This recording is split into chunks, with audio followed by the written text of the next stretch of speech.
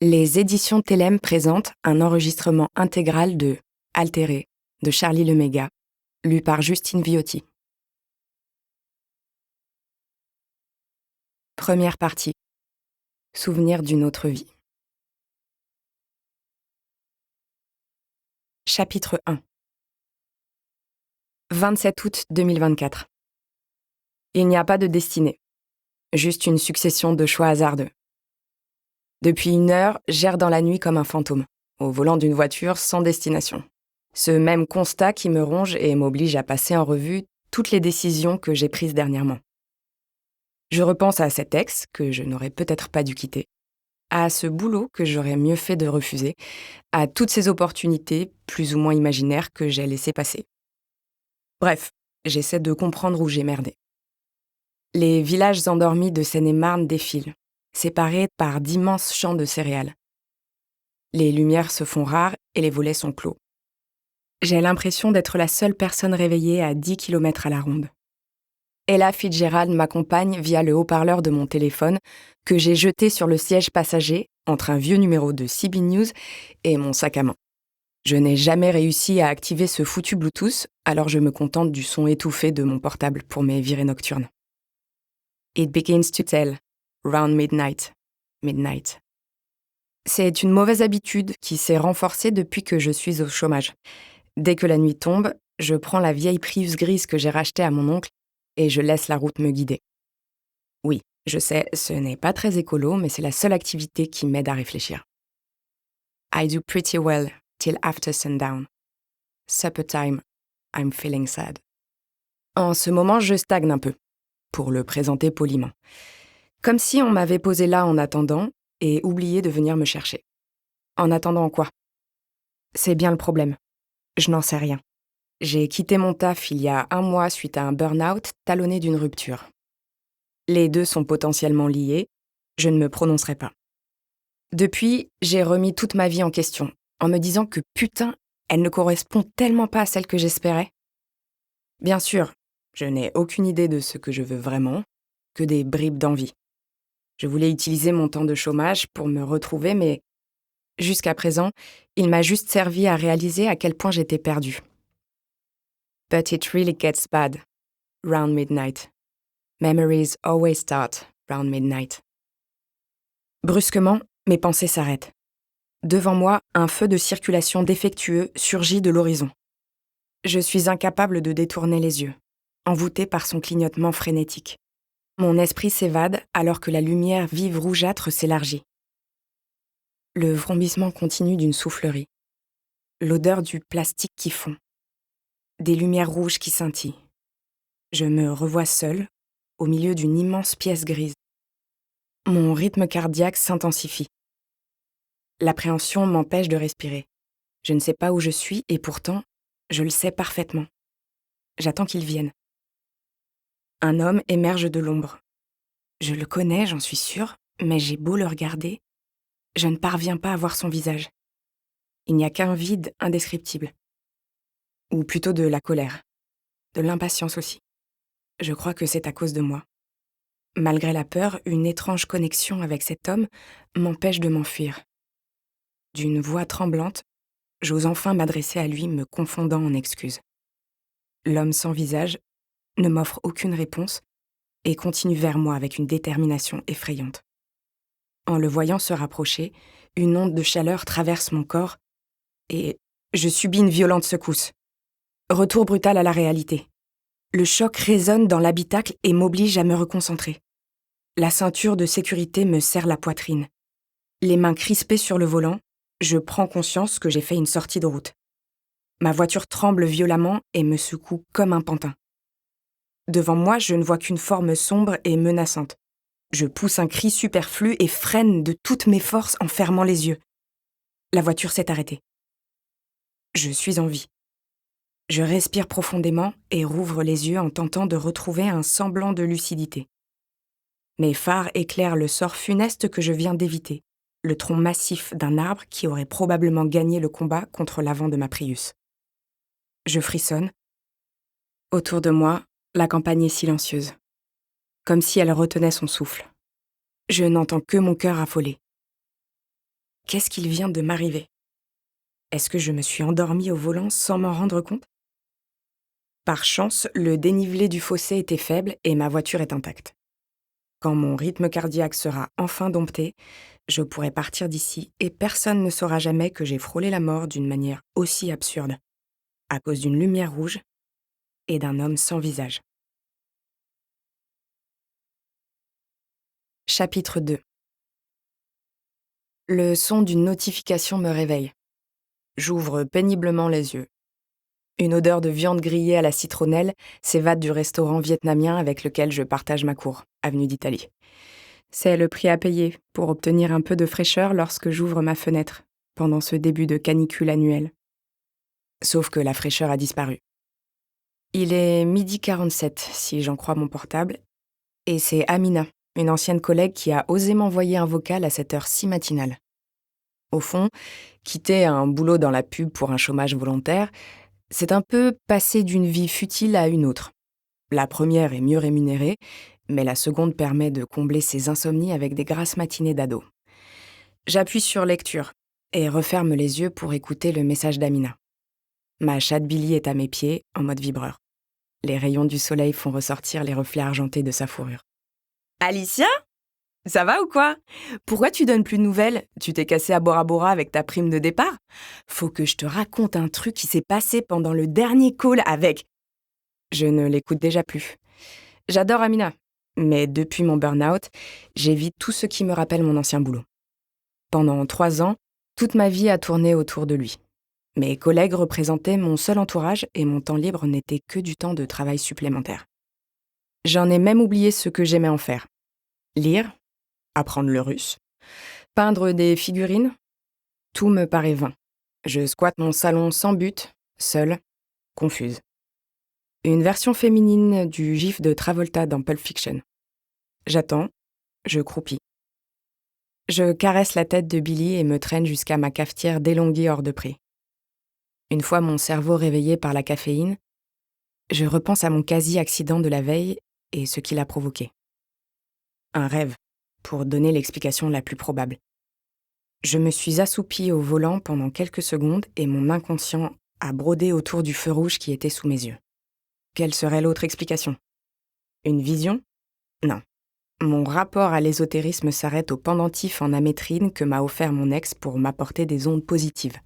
Ironiquement, ce bijou a désormais le don de me déprimer à chaque fois que je le vois. Je m'habille avec ce que je trouve sur la chaise de ma chambre et j'arrose une partie de la vingtaine de plantes disséminées dans mon 2 pièces. En ce moment, je prends plus soin d'elle que de moi. Dresser Billy pour ne pas qu'elle les bouffe représente le plus gros du travail.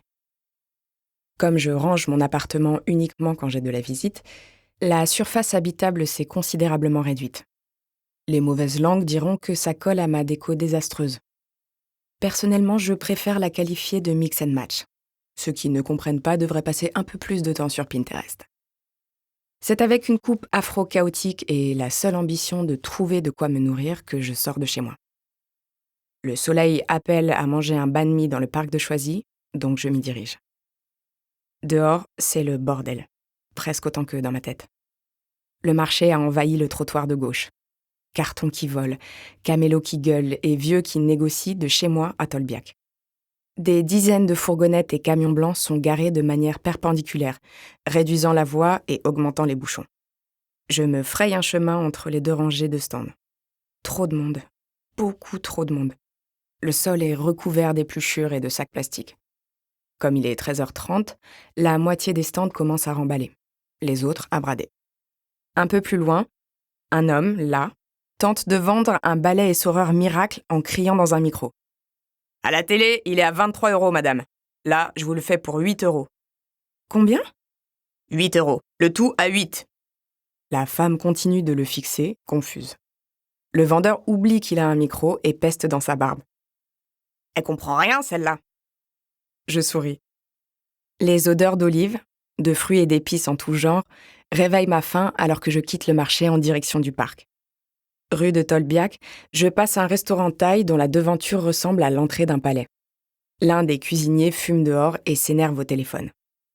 C'est à ce moment-là qu'il revient.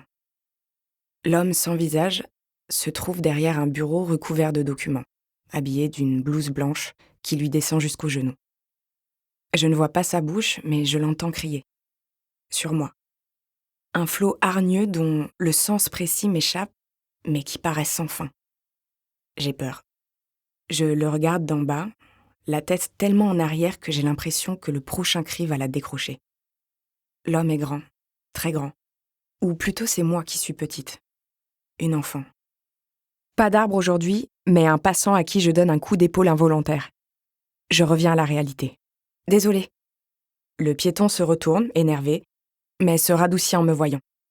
Il a une tête à sortir d'une école de commerce. Pas grave. Il me sourit et hésite à reprendre sa route.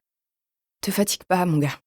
Je ne lui laisse pas le temps d'engager la conversation et j'accélère la marche pour déchiffrer ce qu'il vient de m'arriver. Cette fois, j'en suis sûre. Ce n'était pas un rêve. Ce n'était pas non plus mon imagination, car je ne contrôlais rien. Non, ça ressemblait à un souvenir. Un souvenir qui me revient pour la première fois en 28 ans. Chapitre 3. Je rentre d'une énième balade nocturne motorisée. Visiblement, mon accident ne m'a pas servi de leçon. Je n'arrive pas à savoir quand m'est venue cette habitude douteuse. Depuis que j'ai le permis, je crois. Mes insomnies, elles, datent d'avant, et je sais parfaitement comment elles sont apparues. Même si j'aimerais l'oublier. Parfois, je m'amuse à cibler l'un de mes traits de caractère pour déterminer son origine. Une sorte de travail d'historienne égocentrique. Pourquoi j'aime autant le mauve? Les cocktails à base de rhum ou les romans policiers? Pourquoi je n'arrive pas à m'attacher aux gens? Pourquoi j'ai souvent envie de tout plaquer pour partir vivre au Canada alors que je n'y suis jamais allée? Toutes ces facettes ont modelé une personnalité qui me paraît évidente, immuable, alors que leur explication est purement aléatoire. Peut-être que j'adore le mauve parce que, petite, j'étais fascinée par Gene Wilder en Willy Wonka. Ou parce que mon père avait une améthyste sur son bureau qui m'hypnotisait. Ou peut-être que j'ai juste un gène qui me fait aimer la couleur mauve. Je n'ai jamais été très forte à ce jeu, mais depuis quelques jours, la tâche est devenue plus difficile encore. Dès que je me penche sur mon passé, l'homme sans visage apparaît, comme un cerbère gardant l'entrée de mes souvenirs. De simples flashs qui me glacent d'effroi. Le pire, c'est que je ne connais toujours pas son identité, ni la raison de sa présence. Comme souvent, je mets son existence sur le compte de la fatigue. Un bouc émissaire parfait en toutes circonstances. Je rentre chez moi dans un état second. Billy m'accueille en me tournant autour. Le stress m'envahit et me donne envie de fumer. L'une des seules bonnes résolutions que j'ai prises après ma démission était d'arrêter. Sans la tentation constante de mes collègues, je n'avais plus d'excuses. Ce soir, j'ai terriblement envie de m'en trouver une.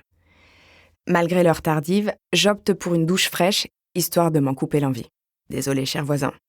Je me déshabille et enjambe la baignoire. Billy se frotte à moi et manque de me faire tomber. « Putain, Billy, fais gaffe! C'est pas le bon plan de me tuer si tu veux des croquettes. » Ma chatte miaule avec insolence pendant que je ferme les rideaux et agrippe le pommeau de douche. Les gouttes ruissellent le long de mon corps qui se paralyse. Un nouveau souvenir envahit mon intimité. Un mur peint en turquoise. Une étagère remplie de babioles pseudo-médicales. Des cotons, un dentier qui n'est pas humain et du shampoing. Mon visage est recouvert de larmes et de morve. Je me gratte sauvagement le bras en fixant une table en acier qui m'arrive au niveau du front. De ma hauteur, je ne vois que les deux pattes inertes d'un chien. Seuls quelques poils blonds bougent au gré du ventilateur qui rafraîchit la pièce. Je voudrais aller serrer l'animal, mais une main m'en empêche. À la place, je lui chuchote que je l'aimerais toujours. Je découvre la mort, et c'est trop pour moi. Beaucoup trop. Des larmes incontrôlables rejoignent l'eau de la douche sur mes joues d'adulte. L'intensité de ce que je ressens ne me laisse aucun doute. C'est bien l'un de mes souvenirs. Le seul problème, c'est que je n'ai jamais eu de chien. Chapitre 4. Les semaines s'enchaînent, alternant orages, dernières vagues de chaleur et visions inexpliquées. Des souvenirs inventés de plus en plus précis qui vont et viennent quand ils le sentent au gré des stimulations extérieures. Une odeur, un son, un visage. Un kaléidoscope d'images et de sensations.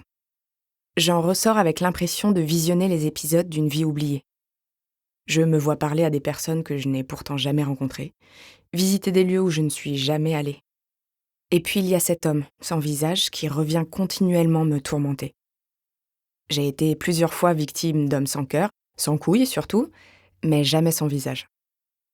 Mon incapacité à l'identifier rend ces apparitions plus frustrantes encore. Un peu comme avoir un mot sur le bout de la langue sans jamais parvenir à le retrouver. Dès que l'une de ces réminiscences jaillit dans mon esprit, je la note, parfois accompagnée d'une illustration griffonnée sur le vif.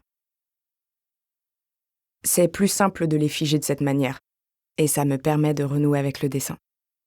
La plupart sont moches et incompréhensibles, comme des sculptures de rond-point. Néanmoins, en analysant cette accumulation de souvenirs discordants, un élément se confirme. Tous semblent provenir de l'enfance. Pourtant la mienne, la vraie, était plutôt banale. J'ai grandi à École-Valentin, un village près de Besançon, en Franche-Comté. Avec ses 2000 et quelques habitants, c'est officiellement une ville, mais ce terme me paraît démesuré. École-Valentin est principalement composée de pavillons entourés de verdure. Quand on est gamine, c'est le paradis. Je passais mon temps à jouer dans la forêt, près d'un petit lac à 100 mètres de chez moi. Je m'imaginais trouver des trésors enfouis sous les rochers.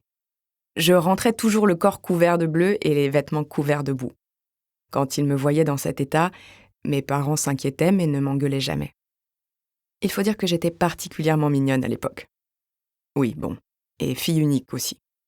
Surtout. Je me souviens de mes virées à vélo avec mon père, des heures que l'on passait à peindre ou à jouer. Je revois dans ses yeux cette fierté toute puissante, incompréhensible pour moi à l'époque. Elle ne le quittait jamais, même quand je lui désobéissais. J'en ai peut-être un peu joué. Je me souviens surtout d'une sensation qui me paraît aujourd'hui inconcevable. La joie constante. Pour tout, pour rien. Bien sûr, tout n'était pas parfait.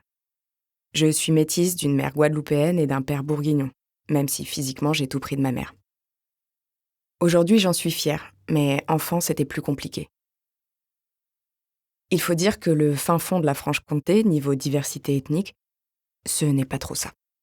Les autres enfants me demandaient si j'avais mis les doigts dans une prise électrique pour me coiffer, ou si c'était mon frère sur les boîtes de Banania. Heureusement, mes parents m'ont toujours permis de prendre le recul nécessaire sur ce genre d'idiotie. Ma mère me citait Jésus et mon père Billie Holiday. 2 salles, 2 ambiances, mais la finalité restait la même. Ils m'ont appris à relativiser tout en m'affirmant, à éduquer mes camarades ignorants, à détourner avec humour. Enfin, ça, c'est ce que j'ai toujours cru. Mes derniers souvenirs m'ont montré une enfance différente, mais surtout bien plus douloureuse. Je me suis vue m'isoler, m'énerver, me battre à répétition dans la cour d'école. Celui de ce matin ne faisait pas exception. Je suis en primaire. C'est l'heure de la récréation et je joue aux billes avec des garçons. Je suis toute excitée car je sais que si j'arrive à mettre la prochaine, je remporte tout. Je lance une bille verte avec un tourbillon à l'intérieur, ma préférée. Et là, miracle, je gagne. Je saute de joie, mais l'un des petits garçons s'énerve et refuse de me donner ses billes, comme c'était prévu pour le gagnant. « Tu rêves, sale noire, t'as perdu, c'est tout !» En entendant cette phrase, je vrille complètement. Je lui saute dessus et je le tabasse comme si j'étais possédée. Le petit est à terre, mais je continue, incapable de me calmer. Et la maîtresse doit intervenir. Elle appelle ma mère pour qu'elle vienne me chercher et je passe le reste de la journée punie dans ma chambre. Je trouve ça si injuste que je refuse de manger. Quand je repense à ce souvenir, il me paraît maintenant aussi réel que n'importe quel autre. Je ressens à nouveau la douleur, la frustration et la rage que j'avais éprouvée à l'époque. Pourtant, je suis quasiment sûre que ce n'est jamais arrivé. Pour en avoir le cœur net, je décide d'appeler ma mère en me disant que ça sera l'occasion de prendre des nouvelles. Je ne lui ai pas parlé depuis 3 semaines et on se rapproche donc de la limite acceptable.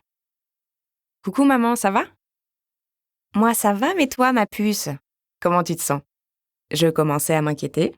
« Désolée, tous les jours je prévois de t'appeler et puis je fais autre chose. »« Tu ne peux plus me dire que tu travailles trop maintenant. Tout va bien ? Quoi de neuf ?»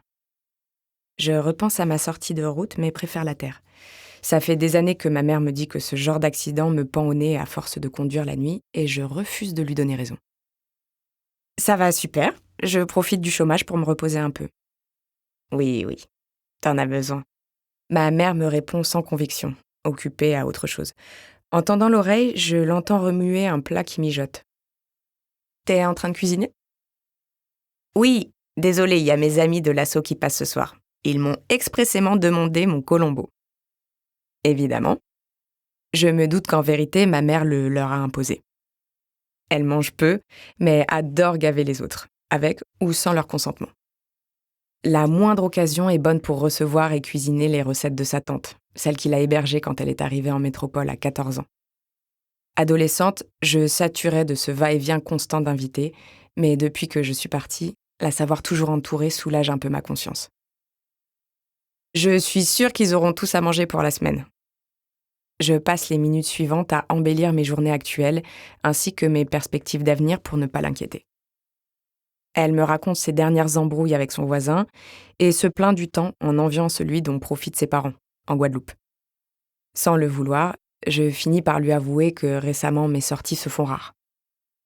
Il faut que tu trouves quelqu'un pour te motiver. Forcément, toute seule, tu vas rester chez toi à rien faire. Internet a le point Godwin avec Hitler, ma mère a le point célibat. Plus une discussion avec elle se prolonge, plus la probabilité qu'elle évoque ma solitude amoureuse s'approche de 1. À vrai dire, j'aurais presque préféré Hitler. Maman, tu vis seule depuis 20 ans, ça t'empêche pas de faire des trucs? Moi, ce n'est pas pareil. Toi, t'es belle dans la fleur de l'âge. Si t'étais moins difficile, tu trouverais ton bonheur. Selon ma mère, j'ai saboté toutes mes relations dès qu'elles devenaient sérieuses. Même si je trouve la formule exagérée, je dois avouer que je n'ai jamais réussi en amour à me projeter très loin. C'est comme si j'avais inconsciemment une vision précise de celle que j'attendais, mais que personne ne lui arrivait à la cheville.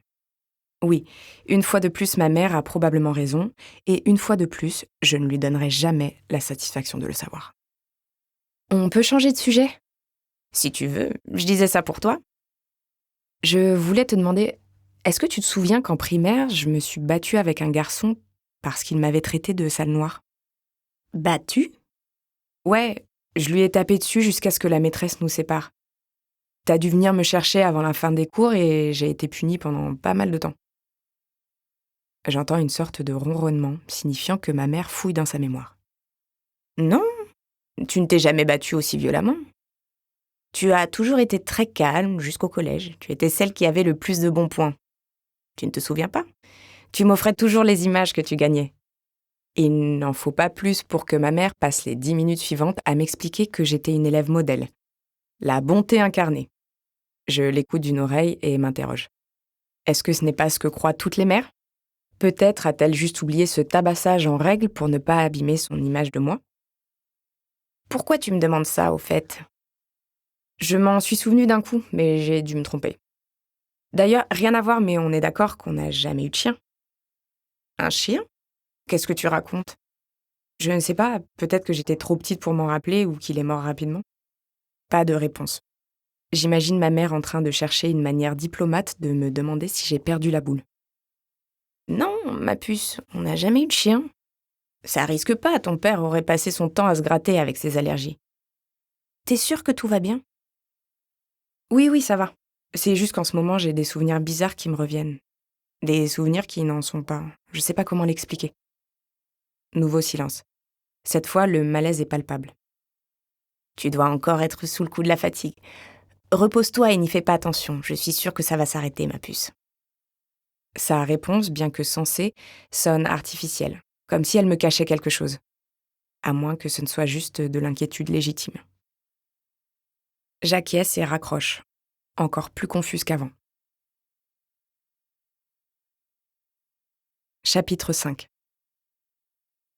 Si ma mère elle-même confirme que mes nouveaux souvenirs d'enfance sont faux, il est peut-être temps de m'inquiéter. Assise sur mon canapé, le regard dans le vide, j'agite machinalement une ficelle pour tenter d'amuser Billy, tout en réfléchissant. Ma chatte réagit avec la même motivation, tapotant mollement sa cible comme un boxeur léthargique. Qui d'autre que ma mère pourrait m'aider? Je parcours mentalement mon répertoire, dans l'espoir de trouver quelqu'un à qui parler sans risquer de passer pour une folle. Aucun nom ne me rassure, sauf un, celui d'Antoine. Je le connais suffisamment pour être à l'aise avec lui, mais pas assez pour redouter une détérioration de notre relation. Surtout, Antoine est psychiatre, donc bien placé pour juger l'insanité de mes propos. Je l'ai rencontré il y a quelques années, dans une énième soirée en appart parisien. Je serais bien incapable aujourd'hui d'expliquer comment une première discussion peut débuter là-dessus, mais on a échangé autour de nos dessins animés d'enfance et ça nous a aussitôt rapprochés. Évoquer des épisodes des Super Nanas ou de Bob l'éponge quand, dans la pièce d'à côté, on parle chemsex, a une saveur régressive inespérée. En réalité, il ne l'avouera jamais, mais Antoine m'a surtout draguée pendant une bonne demi-heure, jusqu'à ce que j'embrasse sa pote, ma meuf de l'époque. Après ça, je pense qu'il n'a pas voulu perdre la face, donc il a continué à me parler le restant de la soirée. Depuis, on s'est souvent revus, mais jamais seul. Une fois adulte, c'est un processus compliqué de passer de pote à pote tout court. Il faut un élément déclencheur qui peut parfois ne jamais se matérialiser. Une histoire invraisemblable de faux souvenirs, par exemple. Je l'appelle et lui propose qu'on se voie le lendemain soir, tout en restant vague sur la raison de cette soudaine invitation. Antoine est décontenancé, mais accepte. J'espère qu'il n'imagine pas que j'ai besoin de lui pour récupérer mon ex, ou, pire, que je suis magiquement devenue hétéro. L'amour que je porte à ma voiture a des limites, dont celle de conduire à l'intérieur de Paris. Je choisis donc de rejoindre Antoine via la ligne 7, même si ça implique de jouer des coudes. Devoir se battre pour gagner une place dans un métro bondé, aussi étouffant par sa chaleur que ses odeurs de transpiration, est une part essentielle du charme parisien. Visiblement, le groupe de touristes japonais que j'aperçois horrifiés au fond du wagon n'a pas l'air de l'intégrer. Je me contorsionne tant bien que mal pour rattraper les écouteurs que j'ai oublié de sortir de mon sac, coincés entre deux adolescents boutonneux et un barbu bodybuildé. Pour me changer les idées, je lance Paranoid Android, une reprise de la chanson de Radiohead par Billie Holiday, qui n'a bien sûr jamais existé. C'est Jamel, un pote ingénieur qui s'est servi de l'IA pour me la générer. Et j'ai rarement eu un meilleur cadeau d'anniversaire. Entendre Billie reprendre de sa voix envoûtante l'une des obsessions musicales de mon adolescence a un côté surréaliste qui colle divinement à ma situation actuelle. You don't remember, you don't remember. Why don't you remember my name? Assis sur l'un des sièges du métro, l'homme sans visage est tourné vers moi. La peur m'attaque le ventre. Pendant un instant, je me perds dans un trou noir avant qu'un rugissement métallique ne me ramène à la réalité. Comme les fenêtres du wagon sont ouvertes, le crissement des rails est amplifié et donne l'impression d'être dans la descente d'une montagne russe. Je découvre alors, assis sur le siège, un cinquantenaire à lunettes intimidé par mon regard insistant. Je m'excuse d'un mouvement de tête et passe le reste du trajet à fixer le sol. Je suis la première à arriver au jardin du Luxembourg, à mi-chemin entre chez moi et le cabinet d'Antoine.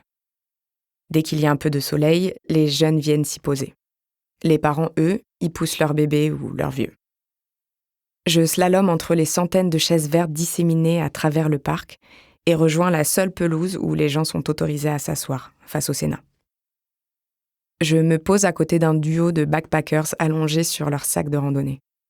Devant moi, 2 petites filles jouent au ballon, mais la plus jeune passe son temps à glisser dessus.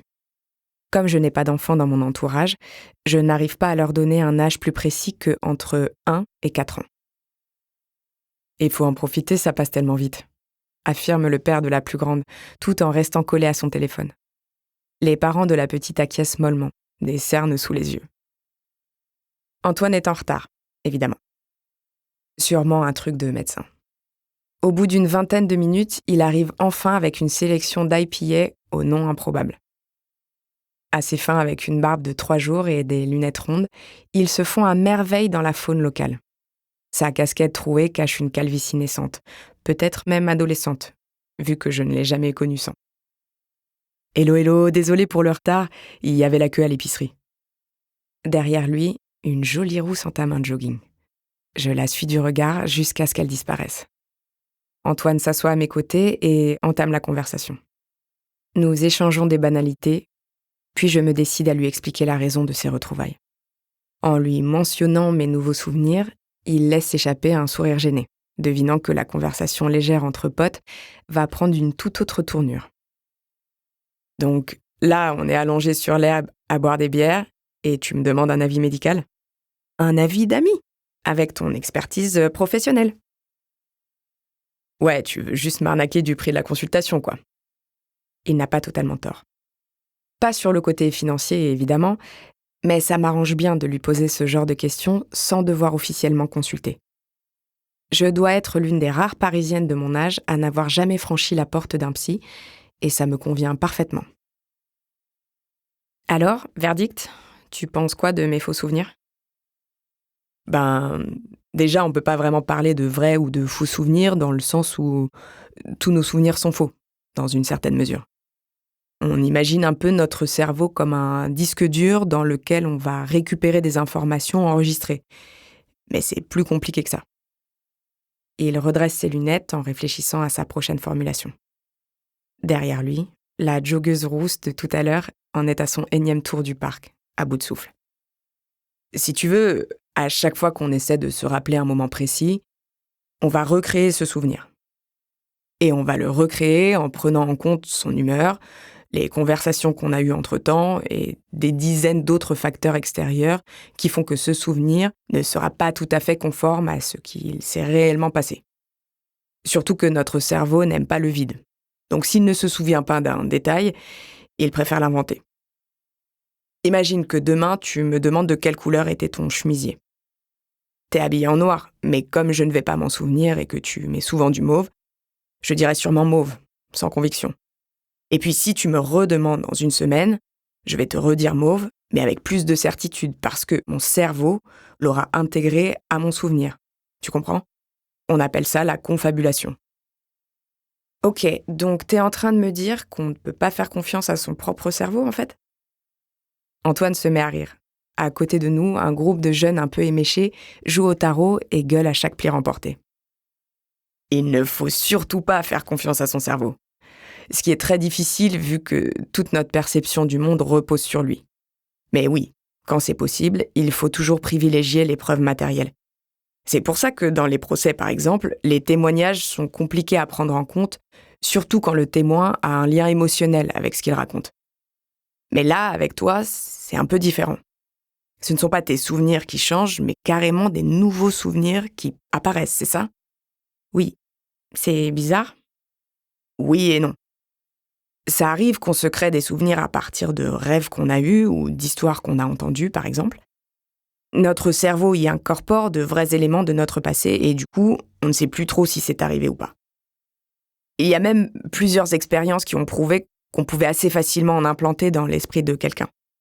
On avait réussi avec des soldats revenus d'Afghanistan, je crois. Ironiquement, Antoine se perd dans ses propres souvenirs défaillants. Quand il reprend, c'est avec une voix plus hésitante.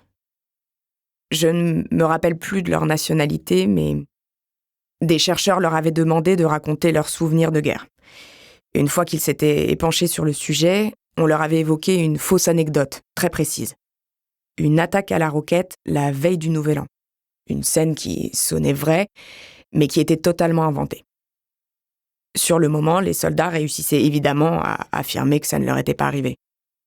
Mais quand on les a fait revenir quelques mois plus tard, un quart d'entre eux en parlaient maintenant comme d'un événement qu'ils avaient vécu.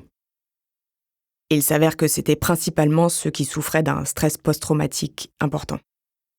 Sauf que je ne reviens pas du front et aucun chercheur n'a fait d'expérience sur moi. Enfin, je crois. Toi, c'est plus étrange, effectivement. Parce que ce n'est pas juste un souvenir, si je comprends bien. C'est une accumulation. Donc, je suis folle, tu peux le dire clairement. Tu sais que je n'aime pas ce terme, mais oui, je crois que t'es folle. Je lui donne un grand coup sur l'épaule qui rendrait fière Hélène Bénès, l'un de mes premiers fantasmes en matière d'héroïne de série. Antoine se renverse un peu de bière sur lui en pestant avec humour. Au même moment, une odeur de bœuf vient titiller nos narines. Les joueurs de tarot se font tourner un joint. En les regardant, je remarque qu'il n'y a plus 1 centimètre de libre sur la pelouse. Antoine, abandonnant la légèreté de l'instant, reprend avec un air plus concerné. Non, je sais pas. Ça peut être dû à pas mal de trucs. Il faut creuser. Par exemple, tu me dis que ce sont uniquement des souvenirs d'enfance. C'est un peu dur à dater, mais j'ai l'impression oui. Pourquoi? Il y a 2 théories qui me viennent à l'esprit.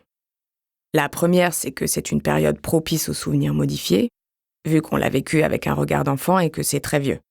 On sait bien que le temps est l'ennemi principal de notre mémoire. Forcément. Et la deuxième?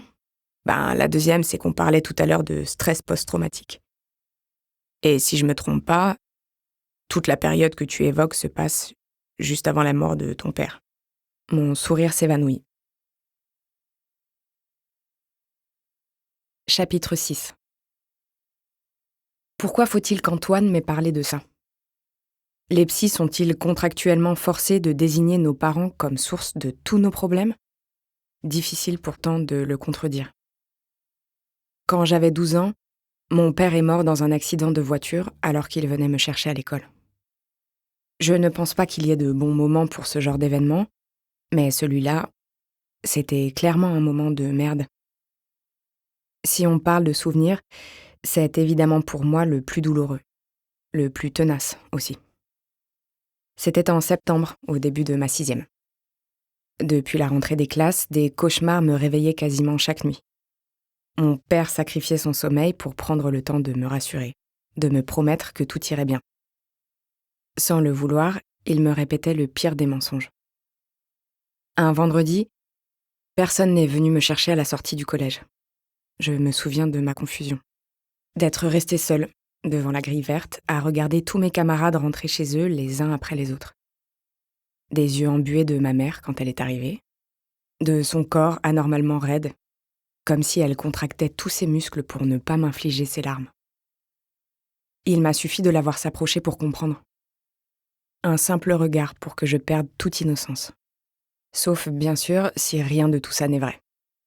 Si j'en crois Antoine, j'ai passé 16 ans à réécrire ce souvenir, détail après détail. À chaque fois que je me le remémore, je le modifie. Peut-être même que depuis le temps, il ne reste plus rien de l'original. Ma seule certitude, c'est que la douleur que j'ai ressentie ce jour-là ne s'est jamais complètement effacée. Qu'en est-il de mes autres souvenirs? Est-ce qu'en voulant chérir la mémoire de mon père, je les ai tous altérés à jamais, eux aussi? Toutes les fois où il me faisait écouter ses albums de jazz des années 1950? Ces centaines de vinyles récupérés dans des brocantes dont j'ai hérité? Ou quand je passais des heures à le regarder peindre dans le garage qu'il avait transformé en atelier?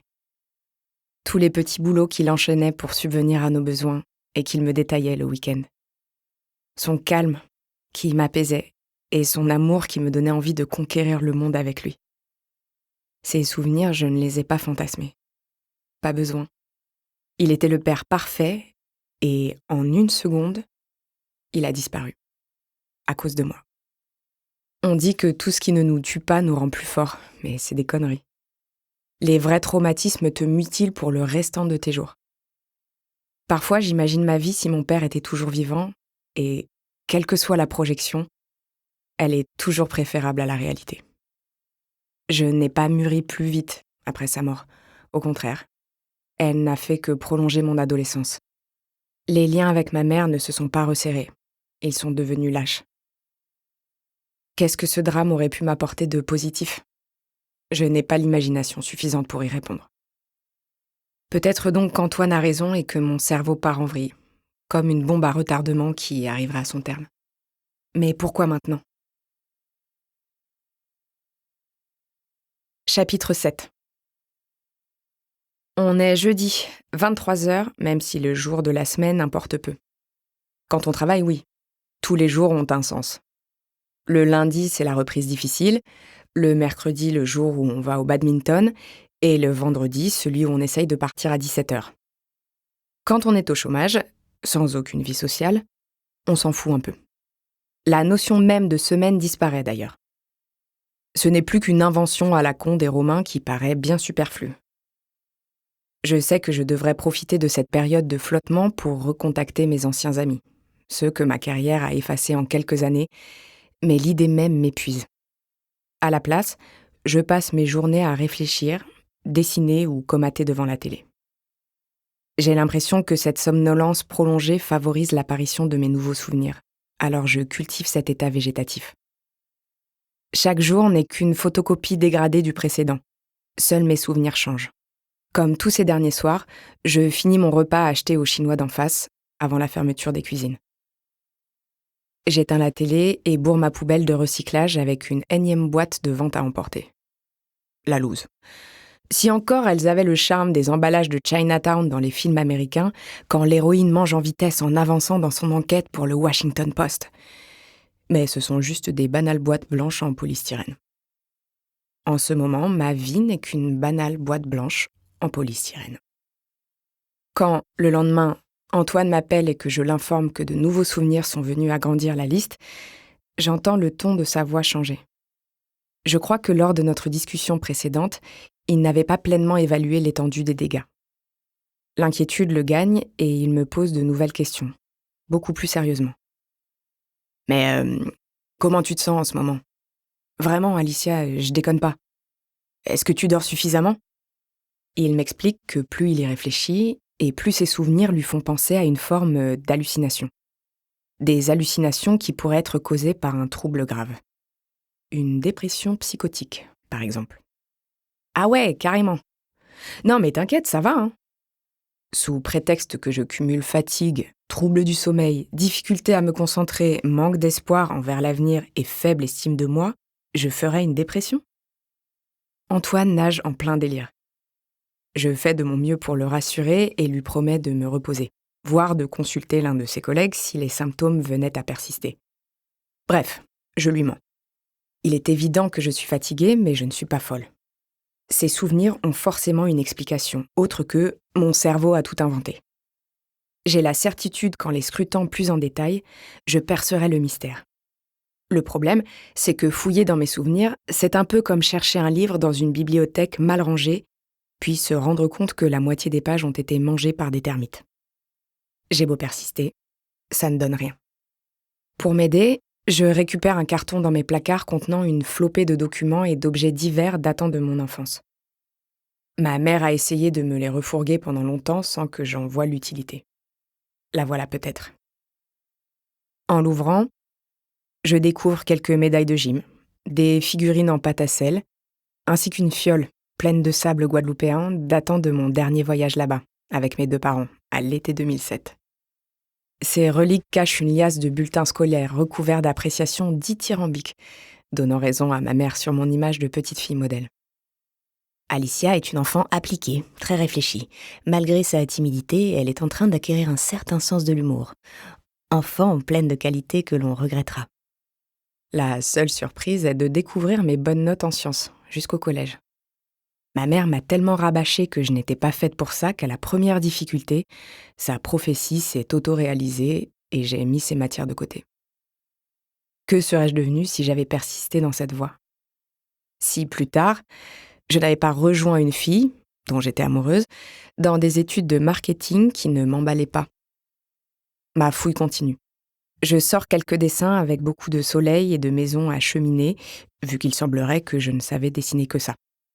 Sur l'un d'eux, je tente de me représenter aux côtés de mon père avec un sourire démesuré.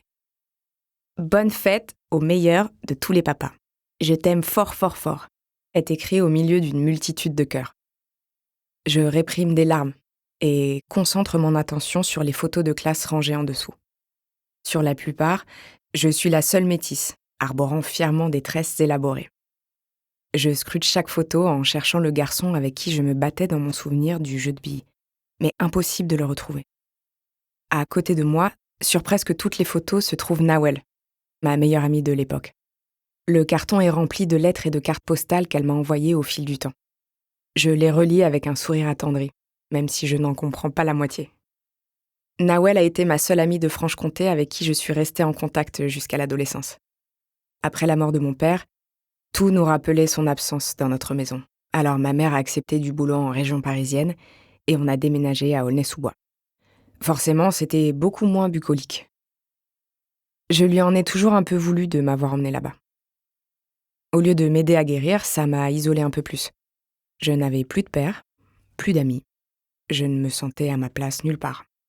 C'est aussi à l'adolescence que j'ai découvert mon homosexualité, histoire de me donner un petit challenge de vie en plus.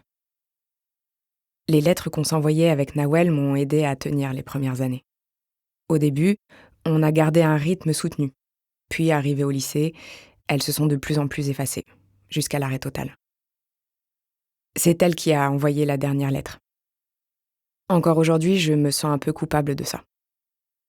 Nawel pourrait-elle, d'une manière plus neutre que ma mère, m'éclairer sur mon enfance? Donner un sens à mes nouveaux souvenirs? Parce qu'on est toutes les deux des grosses boomers, je me lance dans une recherche Facebook et la retrouve sans difficulté. Malgré les années, je reconnais sa bouille de rêveuse un peu perchée, ses yeux verts et ses longs cheveux lisses. Sa page n'offre que peu d'informations publiques, si ce n'est un lien vers sa boutique de bijoux artisanaux. Je lui envoie une demande en ami qu'elle ne tarde pas à accepter. « Alicia, ça me fait trop plaisir. Qu'est-ce que tu deviens? Et surtout, que me vaut ces retrouvailles virtuelles ?» Avant de répondre à Nawel, j'inspecte son profil afin d'établir à quel point elle est plus épanouie que moi. Ce qui est sûr, c'est que nous avons évolué dans des directions très opposées. Elle n'a pas quitté la Franche-Comté, est mariée, a 2 enfants, mange sainement et fait du yoga. Ses publications sont remplies de photos de famille idéale et de pensées positives du genre « Fais de ta vie un rêve et d'un rêve une réalité ». Si je ne la connaissais pas, je la détesterais un peu. Je lui résume brièvement ma situation en enjolivant le tout, puis lui mentionne mes faux souvenirs. Celui des billes et les autres. Nawel me répond instantanément. « C'est dingue ce que tu me dis. Il faut absolument qu'on s'appelle. Ou mieux. Viens me rendre visite si tu ne bosses pas en ce moment. Tu ne vas pas me croire, mais il m'arrive exactement la même chose. » Chapitre 8. Je n'hésite pas longtemps avant d'accepter l'invitation de Nawel. J'ai du temps, la bougeotte, et surtout l'espoir que retourner dans ma ville d'enfance stimulera ma mémoire. J'ai aussi très hâte d'entendre ce que Nawel va me dire sur ses propres faux souvenirs. Sont-ils liés aux miens? Est-elle hantée par un homme sans visage, elle aussi? Direction l'A6 pour une route de 4 heures. Une chape nuageuse dément la prétendue autoroute du soleil sur l'ensemble du trajet.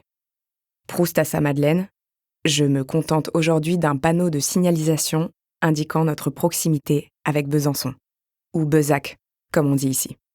Je n'étais jamais revenue depuis mon déménagement. Avant de rendre visite à Nawel, je me perds dans les rues d'École Valentin, ce bourg où j'ai passé mes plus belles années. Sorti de l'autoroute, c'est un vieux mur en moellon recouvert de lierre qui m'y emmène. Je longe une grande zone industrielle et finis devant le Mégarama, le cinéma multiplex de la ville. Quand j'étais gamine, les places étaient chères, alors la moindre séance, c'était jour de fête. Le Monde de Nemo, le Pôle Express, Charlie et la chocolaterie. Je me rappelle tous les films que j'ai vus avec mes parents, mais aussi ceux qu'ils m'avaient interdits comme Sleepy Hollow ou Sixième Sens. J'ai passé tellement de temps à les imaginer à partir de leurs affiches qu'ils sont restés gravés dans mon esprit. Encore plus peut-être que si je les avais visionnés à l'époque. Quand je les ai découverts de nombreuses années plus tard, j'étais déçue qu'ils ne correspondent en rien à l'image que je m'en étais faite. Je m'enfonce dans les rues pavillonnaires et traverse le simili-centre historique d'École Valentin. Nous espérons que vous avez apprécié cet aperçu. Pour continuer à écouter ce livre audio sur Google Play Livres, utilisez le lien dans la description de la vidéo.